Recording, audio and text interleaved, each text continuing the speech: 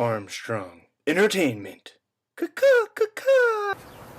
Hey, what's up everyone? This is Chad from Armstrong Entertainment, and I saw the movie The Raven. It stars John Cusack, Luke Evans, Alice Eve, Brendan Gleeson, Kevin McNally, and it's directed by James McTeague. He did V for Vendetta, and he was the director. I loved V for Vendetta, and I was super excited when I saw the trailer for this movie. Granted, I have been waiting for a movie for the past few weeks to come out, and literally nothing is coming out that I am even in the mood to see. Honestly, this whole past month or two, there's been nothing since the Hunger Games that I've been really excited to see. And I've been dying to see The Raven ever since I saw the preview online. I must admit, I don't think I've seen the preview in the actual movie theaters or on TV, and I'm thinking, that's probably not a good sign. So let's just get right down to it. John Cusack stars as Edgar Allan Poe, who I pretty much know absolutely nothing about. All I know is he used to write a lot of like morose stories and like death and stuff. That's all I really knew. And apparently he wrote something called The Raven that he's the most famous for. I'm sorry, I didn't know all this. I actually Wikipedia'd him and looked him up. It was kind of interesting actually because I kind of stuck to his story and not. Okay, I'll basically tell you the plot. The plot is Edgar Allan Poe, he's a writer, and it's set in 1849, and there is a serial killer using his stories to commit crimes and murders, and they're using his stories, so the police bring him in to help them figure out who the serial killer is and track down the serial killer. It's really funny, somebody on my Facebook page wrote down, it's basically CSI Baltimore, because it takes place in Baltimore. It's kind of funny.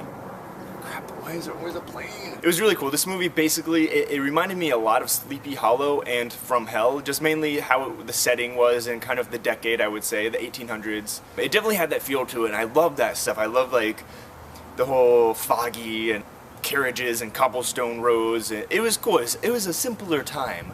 I know enough about Poe to realize that this was not a work of nonfiction. This is definitely fiction and nonfiction thrown in together. So obviously Edgar Allan Poe was a real person, and they took his stories. There wasn't a serial killer, but there's a lot of things I was wondering if they were true or not, and I still don't know. I did a little research on him. Like, did he really have a pet raccoon? I hope so, because I want one. Now let me get to the actual movie. John Cusack. I'm not going to say I don't like him. I definitely haven't seen enough of his movies to really rate him as an actor. He's never bothered me in a movie before. I've always liked his movies, and I never really thought much about him as being a good actor or a bad actor. I feel like he just basically plays himself. He's one of those actors. He just plays himself, and every now and then he'll stretch himself out and try to do something different.